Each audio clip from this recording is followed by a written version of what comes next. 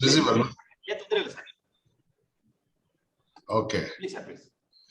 Yes, dear participants, I had a technical glitch because always talking to you online for a teacher like me who has got around 25 to 27 years of experience, right from chalk and talk, and then click and talk, and now act and talk, because we should be knowing where the camera is, what is the light on my face, what is my voice modulations.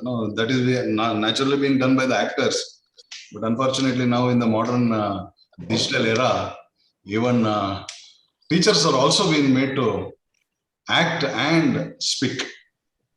I do hope that you can see me, and also my voice is audible to all of you. And this is the title that I have coined for this particular presentation. It may appear a little confusing as to what exactly it is. Let me tell you, let me make another kind of an introduction where I have been in teaching since 27 years, out of which around 13 years at the undergraduate level. And I used to teach HR and marketing when I was in undergraduate colleges for 13 years. And then gradually I had to shift to finance in post-graduation. In the last 14 years, I've been teaching this. Now, somewhere down the line, I could see there is lots of interplay between the disciplines. I mean, between the functional areas in the first place, between HR, marketing, and finance, I could see a lot of interplay. And beyond that, I could also see a lot of integration between different disciplines. I mean, I'm talking about disciplines within the social sciences. And today we are talking about the national education policy, where the spirit of national education policy is to have a very holistic, interdisciplinary, and futuristic approach to learning. This is what the spirit of national education policy talks about. So in the light of that, I just thought, as a fellow teacher, see, I'm here not as a resource person, as a fellow teacher, having my own type of experience, having navigated different generation of students over a period of time, I do feel an integration of disciplines within social sciences will make our understanding of the concept of commerce and management even more rich and interesting. ಯಾರೋ ಮಾತಾಡ್ತಾ ಇದ್ದಾರೆ, ಸುಮ್ಮನೆ ಯಾರು ಇದು?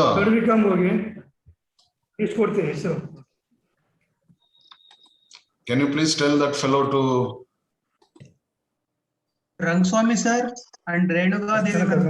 ಅವರು switch off ಮಾಡ್ಕೊಳ್ಳೋದಕ್ಕೆ ಹೇಳಿ. ಅವ್ರು ಓಡಾಡೋದು, ನಡೆಯೋದು, ಮೇಲತ್ತೋದೆಲ್ಲ ನಾನು ನೋಡ್ಬೇಕಾಗಿಲ್ಲ.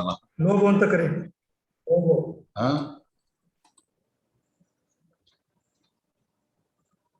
Yes, is it okay? Yes, Professor. Okay na, start ಮಾಡ್ಬೋದಾ ನಾನು? Please, Professor. Yes. Okay, see, I just wanted to see the different interplay between, one second, between disciplines within social sciences.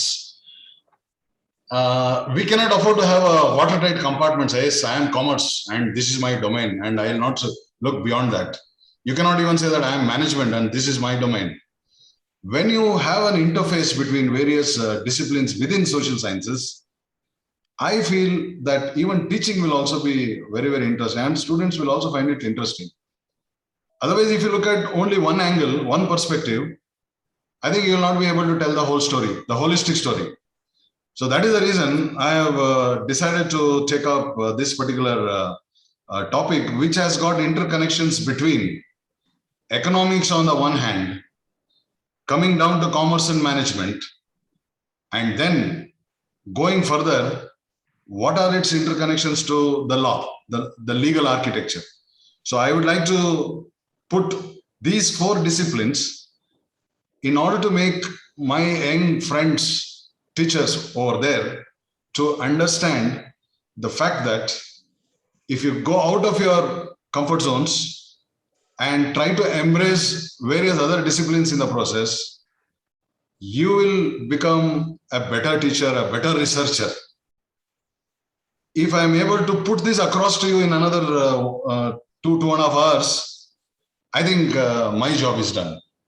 With this little introduction, I've been in teaching for different government colleges right through, and I'm very proud to say that I started my career only in degree colleges, and 14 years later, I just joined PG department. So I can understand the pluses and minuses of both the systems. And also being a person, as a product of government schools myself, and a product of, even more proud to be product of Kannada medium till 10th standard. And having studied in all small time villages and Nammura Kannada Madhyama Shale. So I feel coming from that background, the kind of diversity that I had to face during my upbringing and during the course of my teaching career, I think this presentation that I have clearly gels with my journey as a teacher. And I would like to know how you people would find it otherwise. Yes.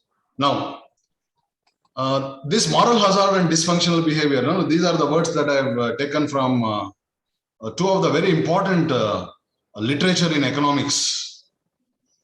And I would like to bring economics theories to commerce and management, the corporate perspective, and would like to see the journey forward. How does the legal system in India particularly looks like post all these developments? Let me start. See, these are the headlines that we see in business journals and magazines and papers. Every day, you find one corporate fraud or the other. Bhushan Steel, he has siphoned off 2,000 crores of public money. See, hard-earned public money is being siphoned off. And he was being remanded to judicial custody because serious fraud investigation office was established, and then it has to be taken over by Tata Steel for a sum of 35,200 crores, but it made headlines during those days. Nobody, will say Nirav Modi still will not been able to get him back to India. He has defrauded the banks, PNB especially, 13,800 crores by using fake guarantees. And still he is at large. We've not been able to get him back to India. And he has collided with PNB officials. Even officials were also removed and charge sheeted. Gitanjali Group, Mehul Choksi, 3,258. See the numbers. Religare, 740 crores, relatively less. Manbasant Beverages, they fudged the accounts. Accounting has always been a field where the act unethically is, the temptation to act unethically is the highest. Whenever there is a corporate fraud, it is between the board of directors and the statutory auditors coming together. Enron is the giant of all scandals, and it all started, I would say, this is the genesis. This is the genesis of all the scandals. And Satyam is India's Enron. People say India's Enron. And even the people who were writing headlines those days were very, very creative when they wrote. I remember 1 + 1 = 11, the Satyam equation. All that is there about Satyam is Asatyam. Okay. Volkswagen, see the amount of carbon dioxide and nitric oxide that this is emitting. And unfortunately, I also own a Volkswagen. So now I have to call it as Volkswagen. Why is that so? Then no discussion on corporate frauds would be complete without the most charismatic of them all. Even today, whenever I address any audience and I take up his particular case, within the audience, there is a division. Some portion of the audience are still mesmerized by him, and they say that his intentions were genuine, sir. Unfortunately, the business at that point in time was not conducive for airlines. So there is nothing wrong with the person as such. It is because of the wrong timing of the business in which we entered. That is the problem. Let us see that. Let us see what is that. Ranbaxy, they used, it is also called as dirty pill. They used in their composition of those chemicals, they used substandard chemicals. And very recently, as Yes Bank, they diverted so many crores to they created companies where it was headed by their own family, wife and children. They diverted the money from the bank to their family businesses, diversion. Then Cox and Kings, this is endless. Say, I'm just showing you some snippets. This is endless. This was a Cox and Kings was a travel giant, and it also involved in a siphoning off of money to the extent of 20,000 crores very recently. And then you look at the Ambani brothers, you see the flip side of the coin. See, on the one side, you have a very, very illustrious, a businessman who is touted as the most dynamic businessman of the century today, and his brother getting into too much of diversification, getting into businesses on which he did not have any expertise. Say there is something in business language, failure goes to their heads. Normally it is the success that goes to their heads, right? And there is a saying in Indian, particularly Indian conglomerates, especially the business houses, the great business houses, they don't want to take failure easily. So if a particular business fails, it goes to their head and they will try to pump in more money into it or get into some other diversification. It's like, they make the good money to chase the bad money. The money has already become bad, but now they're pumping good money. Now, sees falling fortunes, maybe he has got a very good brother in the Mukesh Ambani. Maybe he's going to bail him out. This is what we have heard. Then even Mukesh Ambani very recently being fined by SBI for insider trading. So now, all these headlines that I've shown only to make you understand that, see, these are some of the corporate frauds, some of the corporate wrongdoings, and we try to kind of do an investigation, a post-mortem of what exactly happened in these cases. But if you are able to look back into the economic theories and look at the corporate evidences and the emerging legal architecture, you will get a holistic picture. This is what I wanted to tell you today. Let us see. Now I'll start from the premise. What is the premise? The premise is given by none other than, again, moral hazard is on the rise. What is moral hazard? People resorting to all types of wrongdoings in order to amass money for themselves is on the rise. Lemons are all over the place. I'll use this word. Lemons means people who suffer from a disease called as moral hazard. Okay? These are all taken from well-researched papers. I'll like to come to that later. Dysfunctional behavior. This is a part of my title. Dysfunctional behavior is a word coined by Oliver Hart in 2017. He gave a paper. He wrote a paper called as Contract Theory, for which he got Nobel Prize in 2007 in economics. And he's the person who uses the word dysfunctional behavior. He says people tend to attach their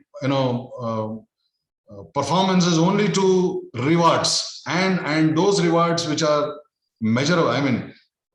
Say for example, even for teachers also, he says, what is a teacher's job? A teacher's job is to deliver value inside the class to the students. But whether that can be measurable, quantifiable? No. Now, what is the other way out? Yes, you should have 300 API points in this period. You should have 10 articles in this period. So if you have this, you will get on with the next promotion. Now, if that is the case, teachers tend to kind of put more effort on such performances which are measurable and which is going to give them reward. How about teaching? He talks about that. You should study that anyway. I'll come to that later. Now, this is the last one. COVID times breeds lemons. Is this time is a good time wherein people like suffering from moral hazard or lemons, will they thrive? Is it a time? Santosh Jamge, Santosh Jamge, Dr. Santosh Jamge. You please sit down at one place. Take off your video, not an issue. Take off your video because your movement is disturbing me. Number 33. Settle down. If not possible, take off your video, not an issue.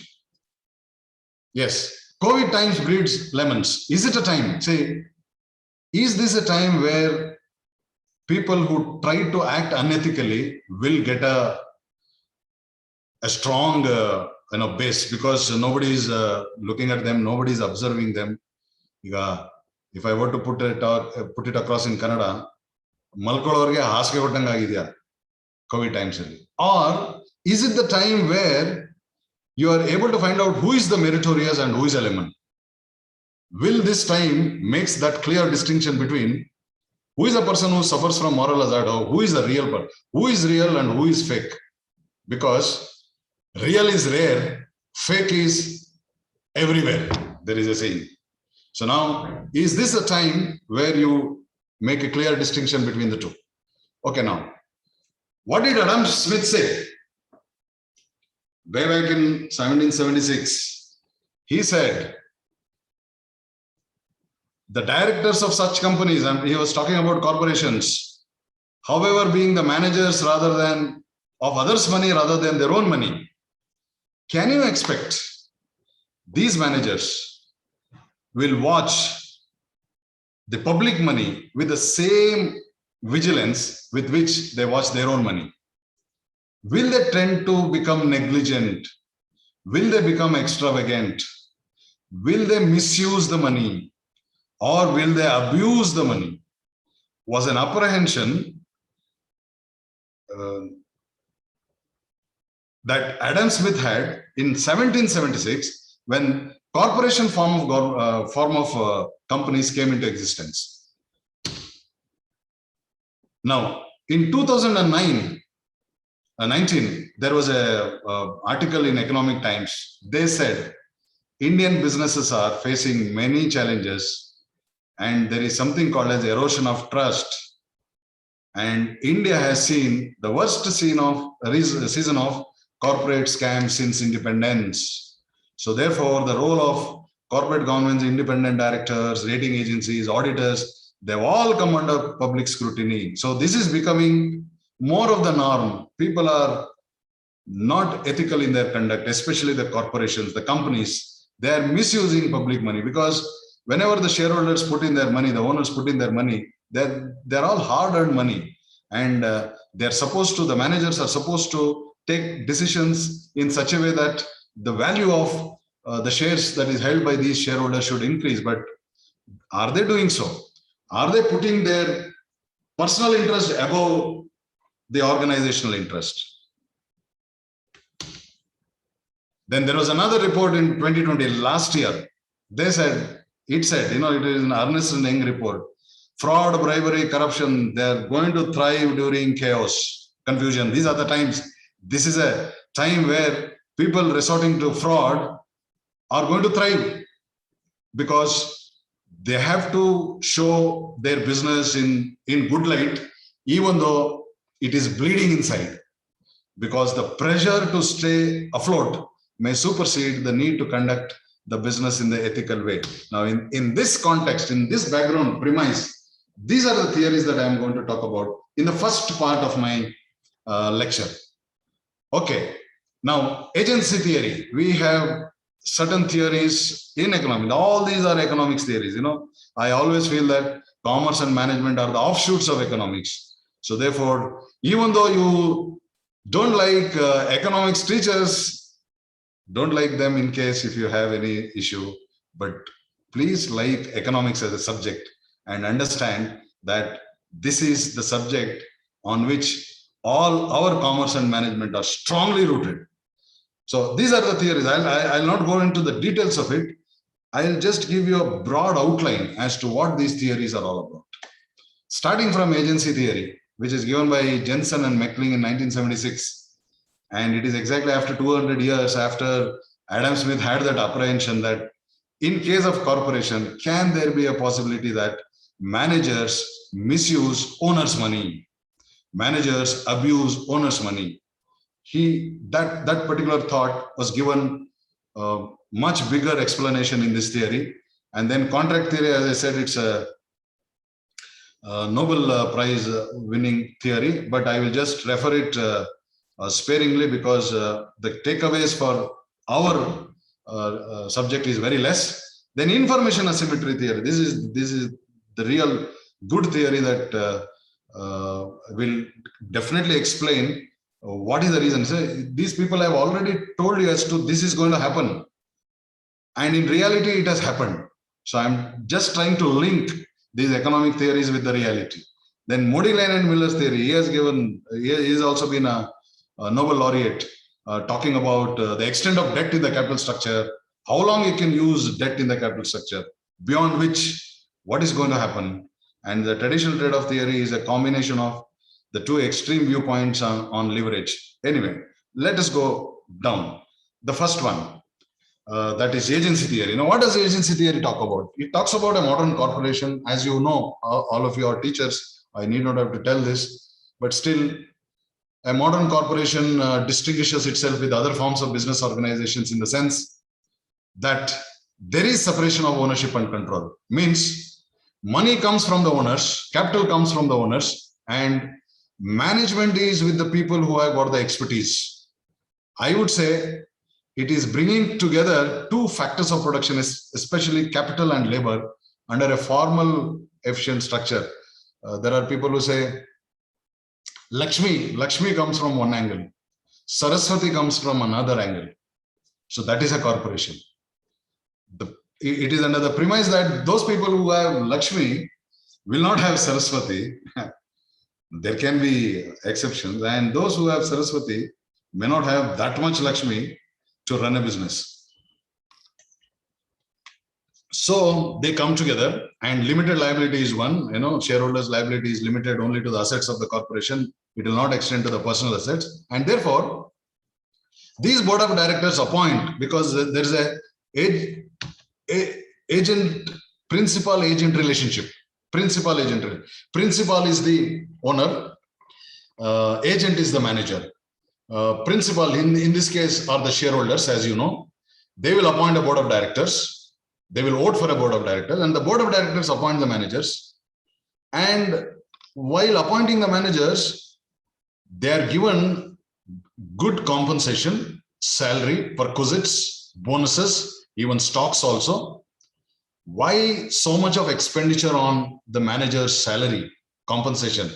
It's only to make them realize whatever decisions that the managers are taking, they should be aligned with the interests of the owners. In order to get this alignment going, you pay them really heavily. You can just check in the internet. Some of the top CEO salaries in India, it will sometimes runs to lakhs to crores also. Even chartered flights are being given. So much of money being invested on the manager's expertise. It is their expertise. It is their experience. Say it is their conceptual skills. How do they see the business in future? How do they visualize? What sort of businesses that this company has to go, and that too in cases like this. These are the unprecedented times. How do all the business models have been disrupted now? Now, how do you go away from this? How do you establish a super specialty business model? So they have the brains. For that brains you pay. And once you pay, you tell them the dictum. What is the dictum? Dictum means the order given by the shareholders to the managers. Say, this is the order. So you have to take decisions in our best interest, in the interest of maximizing the market value of the equity of the shares. The economic welfare of the shareholders has to be enhanced. So shareholders direct the managers to maximize the market value of equity in return for agency costs. What are these agency costs? Agency costs are the expenses incurred on the compensation packages of all the managers. So they're huge costs. They're huge costs. And why are they ready to expend? Because they have the experts, their expertise, they have the experience. Let them take the decision in the interest of the owners. Now, will the firm's management adhere to this dictum? The $1 million question is this. They are supposed to take decisions in the best interest of the owners, but will they do so? Or is there a possibility that they will engage themselves in self-serving, value-reducing behavior instead of value-enhancing behavior? Will they result in, they take decisions in their personal interest, not in the interest of the owners? And if they do so, it is very costly to the shareholders, and the company may even, be wound up, liquidated because of these wrong decisions taken by the managers. And if that happens, all those expenses or the costs are called as agency costs of managerial discretion. See, this is the theory given by Jensen McLean, agency theory. Agency cost of managerial discretion. Now the question is whether this is only theoretical. Can this be quantified? I had given this one of the cases to one of my students in our department, and he came out with a number. Sir, agency cost of managerial discretion in case of Volkswagen is this. I asked him, how did you calculate? Sir, he did a fraud, and therefore, what is the loss because of this fraud, Volkswagen scandal? What is the loss? He said 1.1 million cars were recalled soon after the Volkswagen scandal. So the cost of those cars and the shareholders' value, the market capitalization fell from 90 billion, 1 billion is equal to 100 crores dollars to 60 billion, 30 billion were the share price erosion. He calculated that. Next, huge amount of fees that has, fine that has to be paid for environmental regulatory agency in America. He added that. Then what is the trust deficit? What is the trust cost? Big question mark. Because the company was there from last 150 years, doing exceedingly well. In a span of 1 week, it fell from Hall of Fame to Hall of Shame. What is the cost of that? How do you build the trust back? So total, sir, this is the agency cost of managerial discretion. This is how agency cost of managerial discretion can be explained, because that's a huge cost. The company, most of the times gets liquidated because, say, Volkswagen was a good company and it was able to come out of that mess, and still it is trying to build that trust. But still, once you lose, once the trust is lost in the market, it's like you're gone forever. So therefore, that is called as agency cost of managerial discretion. Now, when you look at, these are the two options. One is on the one hand, there is a possibility of agency cost of managerial discretion because they may indulge in their self-serving behavior. And at the same time, there is a benefit of separation of ownership and management. What is the benefit? In most of the companies, see, these are the companies are very far and few in between. Most of the good companies, morally ethical companies, they get the benefits of separation of ownership and management. Means they get the benefits of that expertise. The benefits of that expertise is more than the cost. So therefore, you can see that in the empirical evidences, we can see the benefits of separation exceed the costs. Now, if a manager resorts to self-serving actions instead of serving the shareholders, what are the consequences? You just see, these are all been given in agency theory, and all this has happened in reality. So there is a strong connection between economics and corporate world. That is what I'm trying to now tell you. In the context of this entire presentation, I think this slide is most significant as far as I'm concerned. You just see excessive consumption of perks. Will the CEOs award themselves unnecessary excessive salary and compensation because they are in a position to do so? Because they are the people who are going to decide what should be the perks. Will they do so? Will they misuse that power? They may manipulate earnings and dividends. All these the two cases, Enron and India's Enron, Satyam, they always manipulated the earning. The earnings were only 3%. They showed that it is 24% all along, and very much knowing that there is something critically wrong inside, but still they did not show. Maximizing the size of the firm rather than its value. This is what is called as empire building. This is what both Vijay Mallya did and also Anil Ambani did. They went for an acquisition spree. In spite of having failure, they did not accept their failure because they were very, very egoistic business people, which you find only in India, as per some survey. And failure seems to go to their head. Failure after failure, they try to go in for unrelated diversification, then siphoning off of corporate assets, diverting the funds from the focal firm to shell firm. They create their own firms. They call it as special purpose vehicle.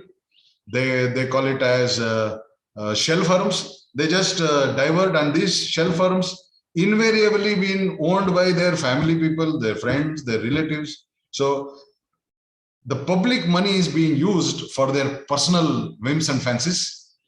Excessive diversification, see the spelling. Once you get into too many diversity, all our corporate capital structure theory say, whenever you go for a unrelated diversification, use equity. Don't fund an unrelated diversification business through debt. If you fund it through debt, you will face the consequences. All our capital structure theory says. But do the businessmen heed to this theory? They will say it is only in the books, and I will change the theory. And Vijay Mallya tried to do that, but he could not be successful. Now, packing the board. When all these self-serving actions are being taken, let me tell you, it is not one person or two people that they are going to do. The entire lemons are packed into one board. The lemons are packed into one board. Means all of them, it's a syndicate. It is a syndicate of lemons. All of them have got their own personal interest, and all of them will come together. The entire board comes together, and therefore all these wrongdoings happen. Now, coming to contract theory, I'll just take up only that part which is relevant for me. Contract theory says any business, contracts with shareholders are a must. All the stakeholders are a must. The firm should have contract with each of the stakeholders. Each of the stakeholders. There are many stakeholders, they have got conflicts of interest. Therefore, in order to mitigate the conflicts, you have to evolve contracts.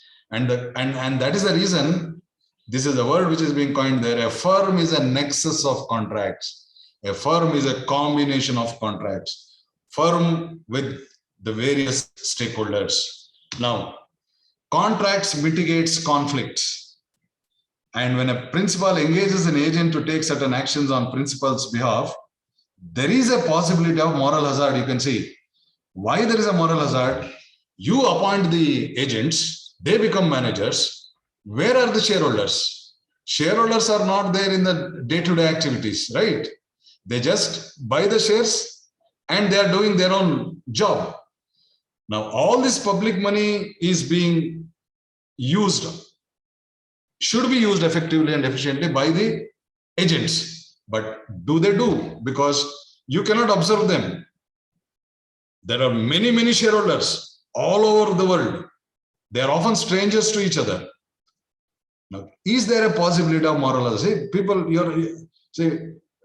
your integrity comes into picture only when nobody watches you, but still you have to do, no? But there is a possibility that somebody is not watching you. Let me make merry here. And also, your compensation is fixed on the observable and verifiable performance measures. So you see this. The moment you are given a target, say market share should be this, profit should be this, the turnover should be like this, then production should be this. So when you are quantifying performance standards which has been fixed to the managers, they will not take that extra risk to take decisions that will create value to the shareholder. They will just stick on to the targets. They will just stick on to the targets. So therefore, you are paying for performances which are quantifiable. What deep down, whether he has got that commitment going for the company, whether he has the morale and motivation to be a part of that company, it cannot be quantified. Therefore, you're paying for performance, and there is a possibility that it will lead to dysfunctional behavior. This is the crux of his theory. Dysfunctional behavior. As I said in the beginning, he also talks about teachers. He says a teacher's job is to create value to the students inside the classroom.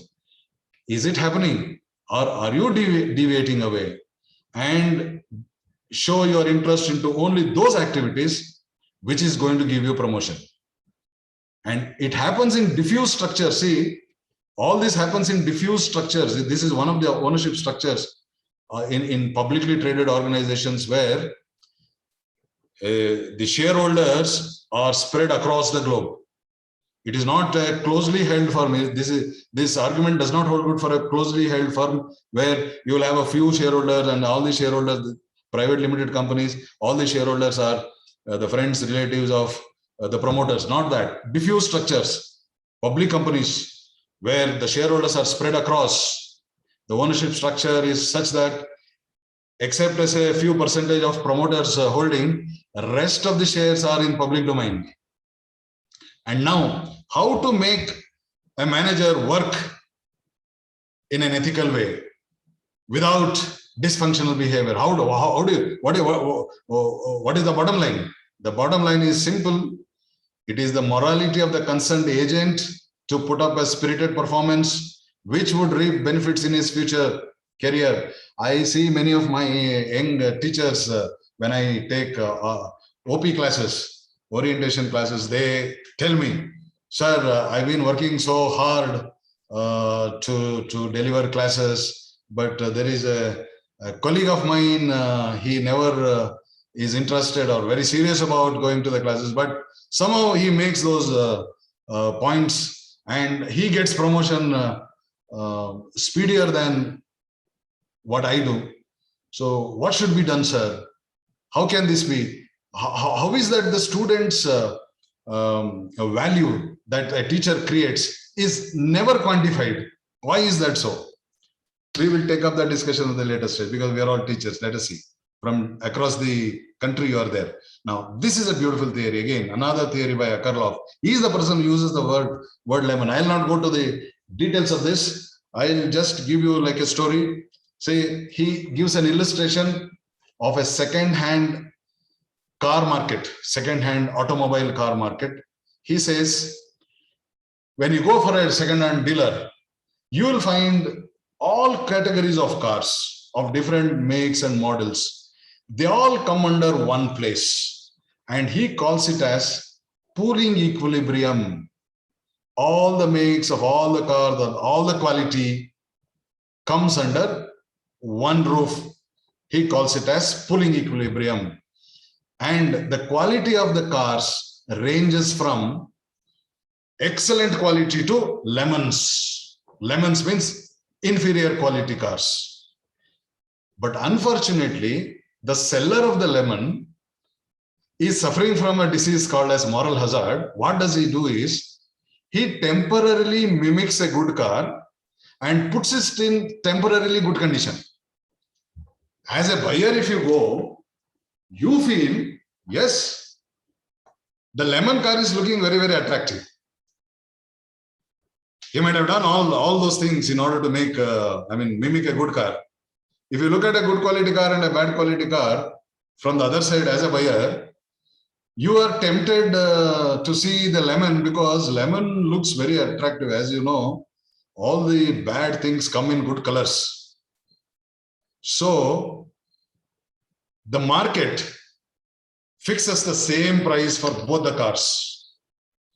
You call it as pooling equilibrium price because the sellers are not truthful about the quality of their car. A good quality car seller and a poor quality car seller only have their information, but the information is not known to the buyer. This is called as information asymmetry. Sellers have the information, buyers do not have. So when you look at prima facie, it appears that the lemons looks very attractive and therefore the market gives us same price for both the cars. But now the sellers of good quality car are not satisfied with the price because they know that ours is a good car and even a lemon is also commanding the same price. Then what a quality of the good car seller does, he gives a credible signal. How? He walks away from the market since he is not happy with the price. So in doing so, he is giving a credible signal. Again, credible signal is a very important word. The sellers of a good quality car, by coming out of the market, quoting their dissatisfaction with the price, they are giving a signal to the market saying that their products are qualitative. So now it happens till the time only lemons remains in the market and the market collapses. This is his theory. By coming out of the market, you are giving a credible signal, number one. Second, you are also creating a separating equilibrium. Say, they were all pulled together. They were under pooling equilibrium, but the sellers of quality cars, not happy with the price, come out, and in doing so, they give a credible signal and they create a separating equilibrium. This is his theory. Now, how can this theory be, applied in corporates? Is there any information asymmetry in corporates? He says, yes, there is information asymmetry. Why? Why information asymmetry? Who has the information? One is the managers have the information because they are closer. They are closer to decision-making process. They have the information, but the owners do not have information. Owners do not. The other market participants do not have information. Now, can these managers or the company as such divulge all its strategic plans to the market participants? Be open about it, disclose everything? It cannot, simply because you are in a fiercely competitive world. If you divulge your strategic information to the market participants, then you're gone, because the competitors are breathing down your neck. So now you have to keep information asymmetry and at the same time give credible signals. Are you following my points?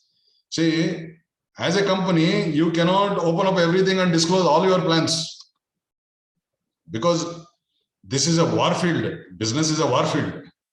Okay. So now how to move from pooling equilibrium to separating equilibrium means how to establish that you are separate from the others. So you give credible signals. Do you know, during one of the examples, this has been given in corporate finance perspective. During the pandemic, Asian Paints gave a declaration saying that they're hiking the salaries of their employees by 10% during pandemic. Is it not a credible signal? Is it not a credible? You're not divulging what this Asian Paints is going to do after the pandemic. No, you're not divulging that. But you are giving information to see that there is information symmetry. Ratan Tata, what did he say last year? He said, if you don't worry about the margins, forget the profits, you be alive, keep healthy and safe. That's enough. Is it not a credible signal? And this year, what did he do?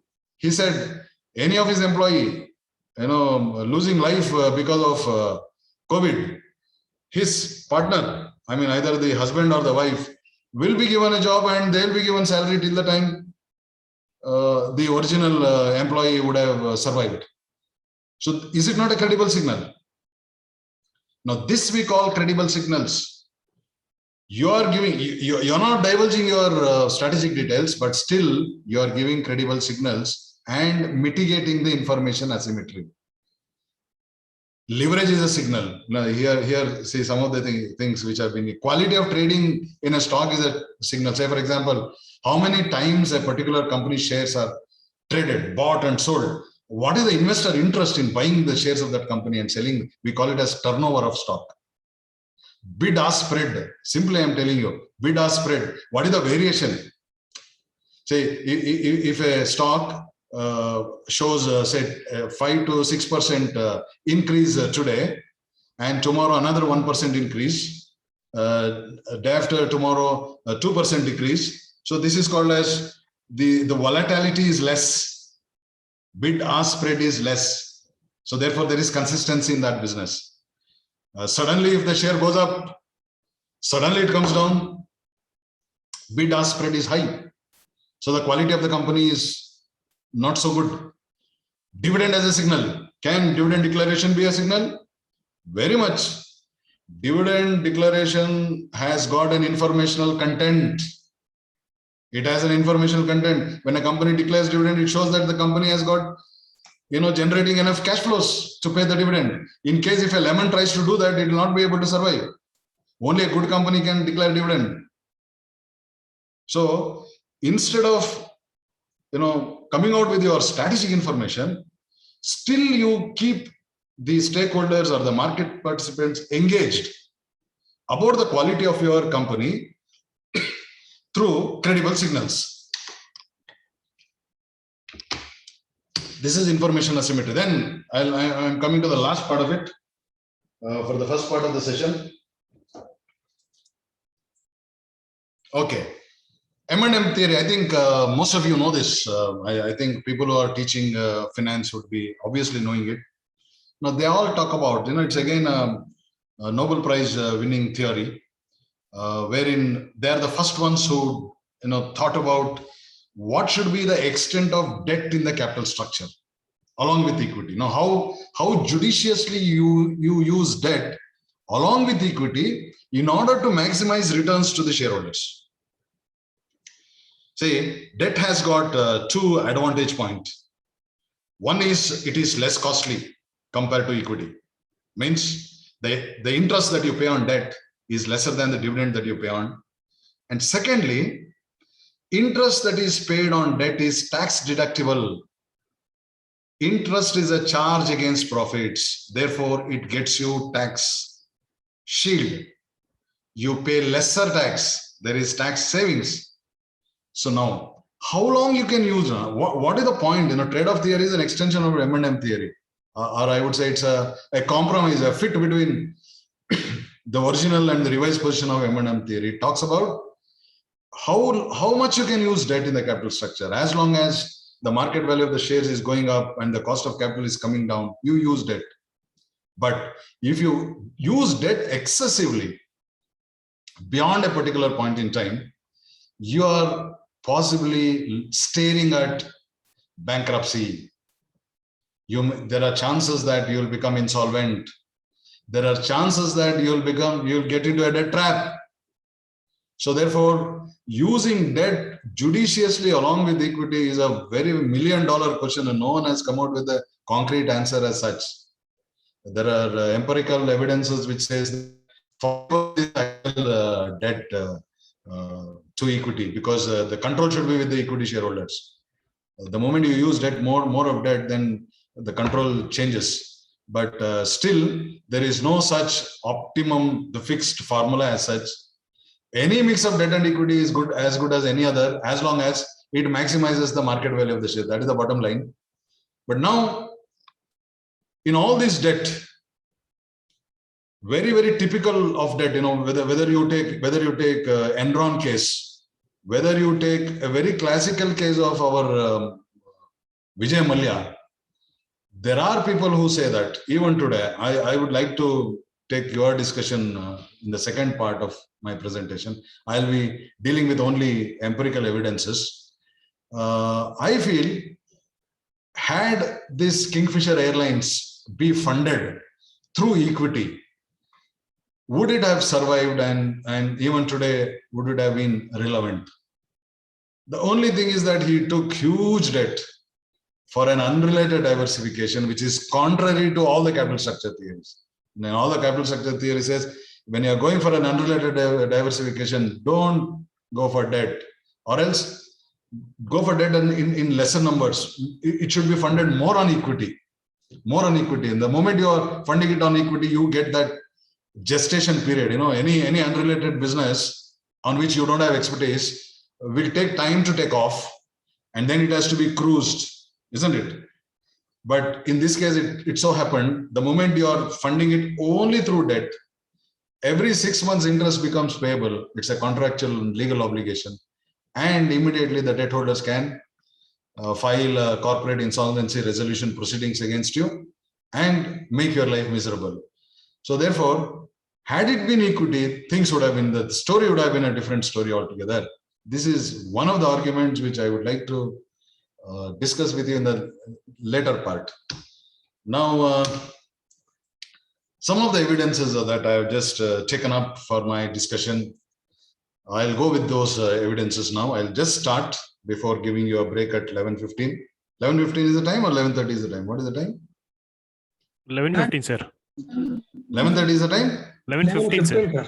11:15 is the time. 11. Say, I know. See, sitting on the other side is always very, very difficult. I've gone through such courses myself 4 times, and that too offline. You're all privileged to be on online. Now the question is, whenever you go there, I personally feel, I've gone 4 times, as I said, don't ever sit on the judgment seat. See, teachers have this problem. They will only look at from the judgment seat. Every teacher has got his own style. See, every teacher has got his own style. I'll just narrate one style. When we were in Hyderabad, there was a slot in the afternoon, and as you know, afternoon slots are very difficult to pass through. Now, only when you sit there, you will understand the pain of our students. When you are sitting there only, you'll understand how much pain that we inflict on our students. Now, what happened was, maybe there was some problem with the original resource person. A science mathematics teacher came for management, commerce and management refresher course, and he started talking about infinity.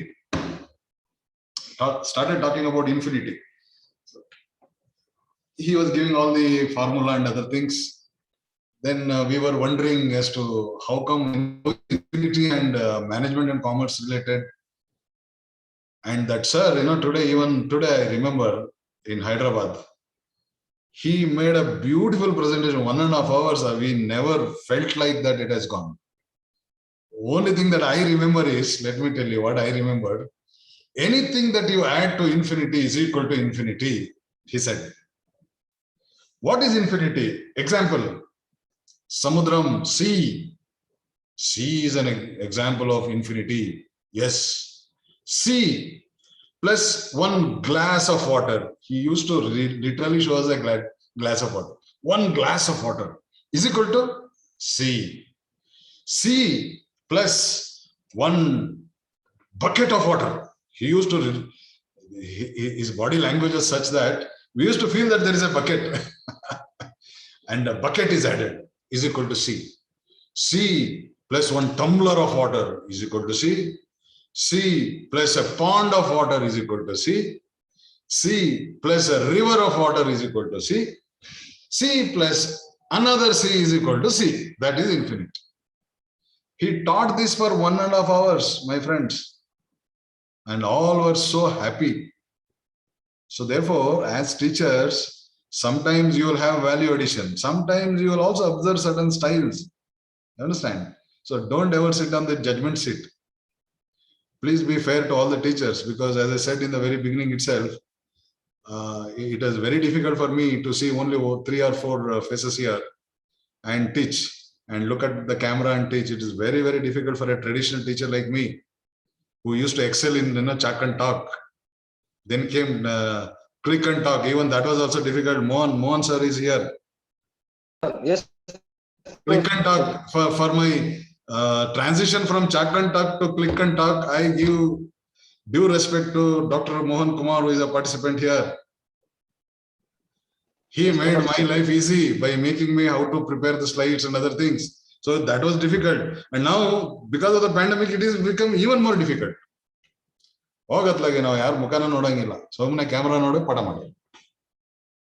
Okay, coming to this, Infosys.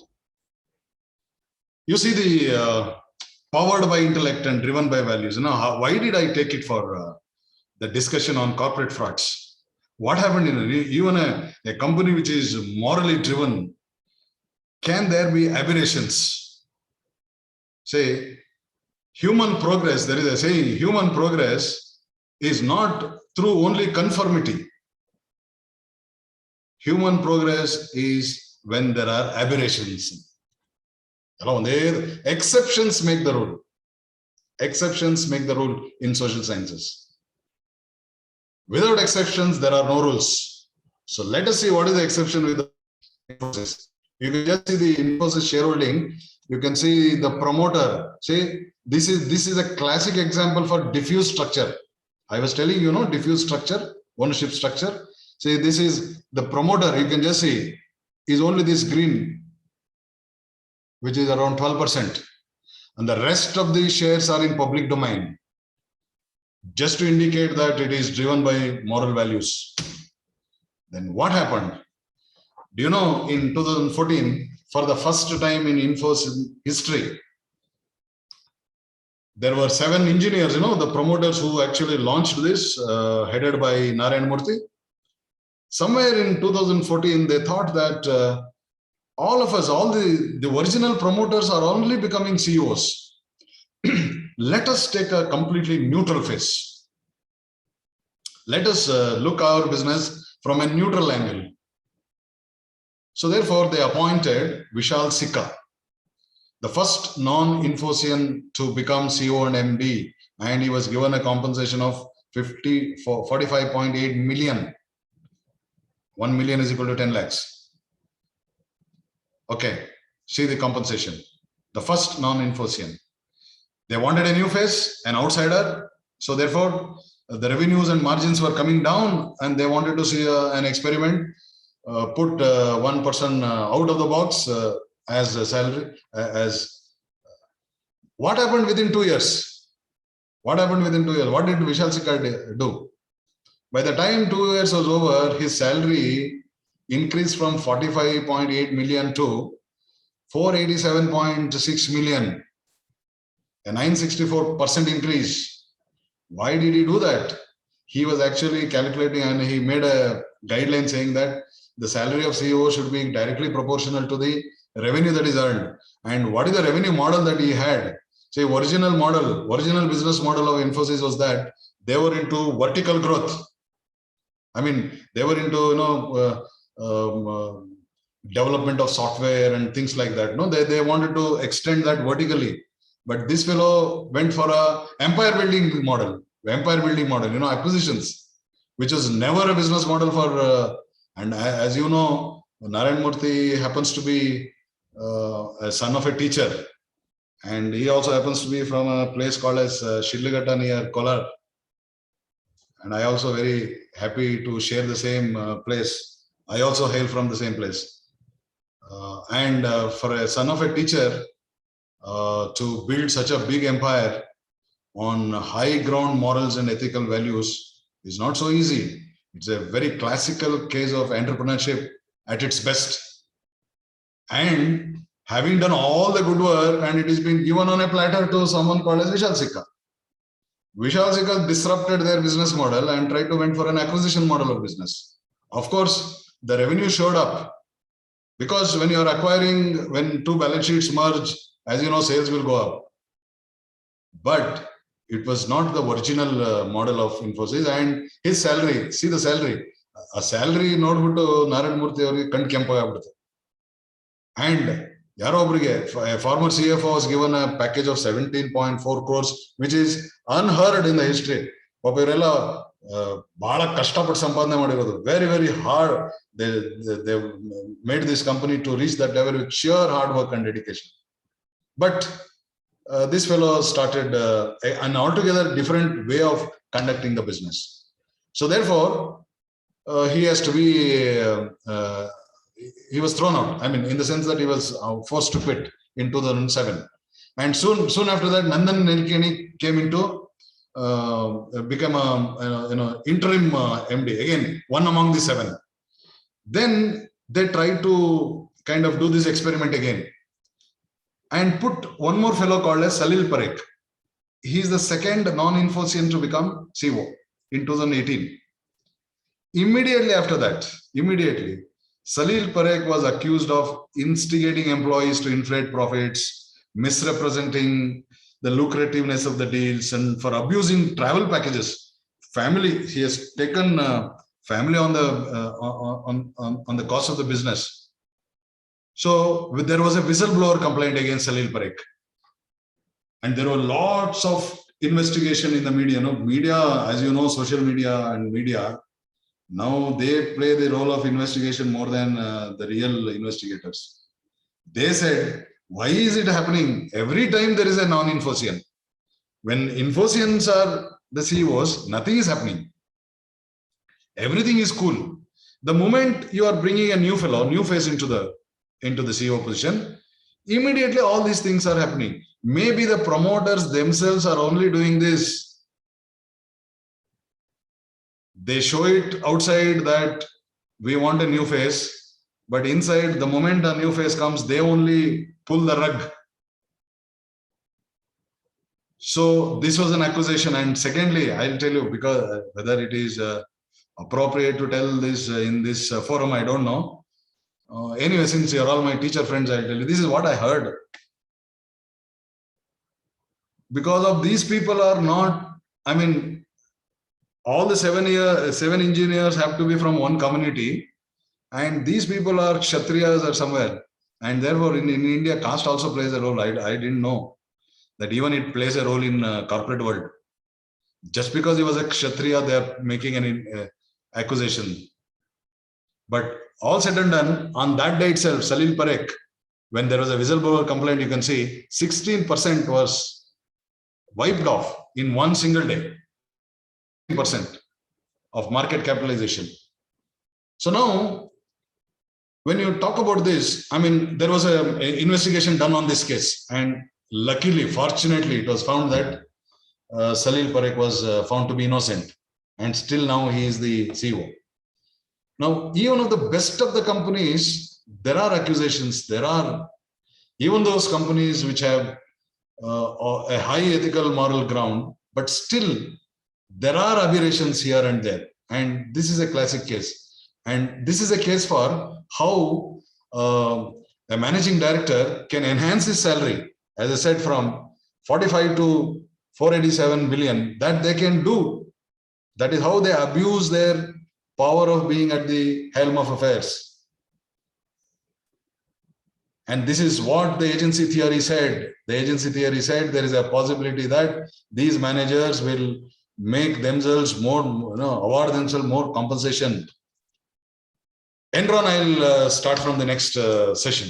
I think we are at 11:15. Now, in between, in the last 5 minutes or so, I'll just stop sharing. Take you on the grid. I would like to take you on the grid gallery view. Gallery view, good. So that I can see your faces. Yes, sir. We have now gone through a few of them. I mean, few of the theories. I would like to relate it to the evidences at a later stage, the second part of it. And also would like to see what does the legal infrastructure in India holds the store for all these things. I'm just combining two things. One is the topic, and also trying to see from multiple disciplinary angle, which is going to be the core from now on for all of you as teachers. Now, if there is anything that you would like to talk to me, add to what I say, a few queries if you have. Please.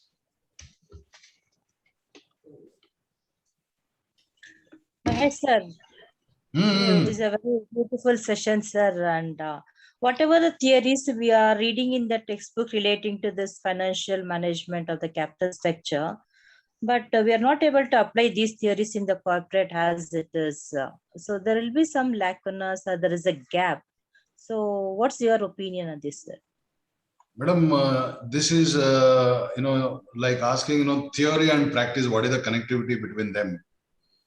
Yes. I would say practice, whatever the practice in the corporate world will be researched and it will be a part of the next theory that may come up later. So this is an ongoing process, theory and practice go together. It's like asking whether it hen came first or the egg came first. There's a connectivity between them. Now, all the theories which are time tested, as you said, are still relevant even today. Even today, if I were to say, if you look at all the companies which have been insolvent, which have become liquidated, you can definitely see that they have violated all the norms which have been given in these theories. If they've been able to pull it off, say for example, in spite of violating these theories, if they're still being successful, probably that would have led to an emergence of another type of looking at those capital structure theories. But leverage as such is really prominent, and a company's, whether the company's make or break happens with the way they deal with it. That's going to be the reality.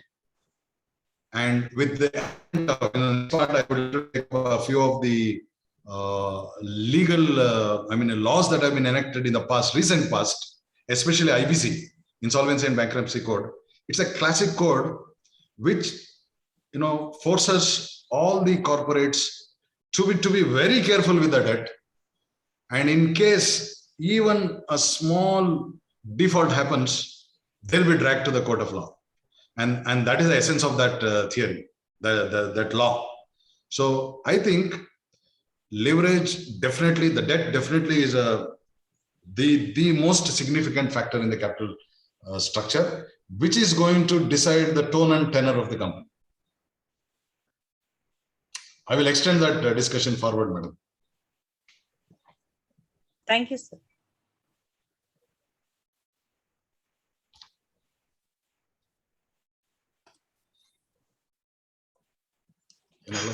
Sir, this is Saravanan from Chennai, sir. I have a small doubt. Yes.